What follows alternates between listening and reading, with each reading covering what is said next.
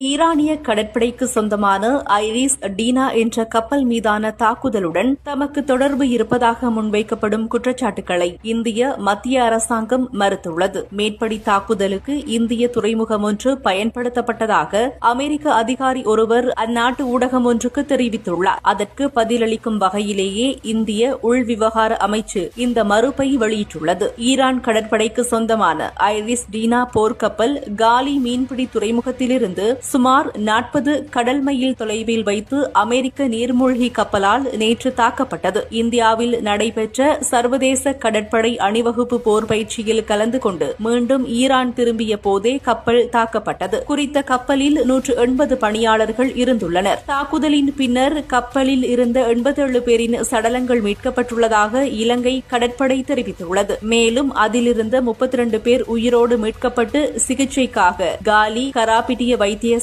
அனுமதிக்கப்பட்டுள்ளனர். இந்நிலையில் குறித்த தாக்குதலுக்கு இந்திய துறைமுகம் ஒன்று பயன்படுத்தப்பட்டதாக குற்றச்சாட்டு முன்வைக்கப்பட்டுள்ளது. இதனை முற்றிலுமாக மறுத்துள்ள இந்திய மத்திய அரசு இந்த குற்றச்சாட்டு சோடிக்கப்பட்டது என விளக்கம் அளித்துள்ளது.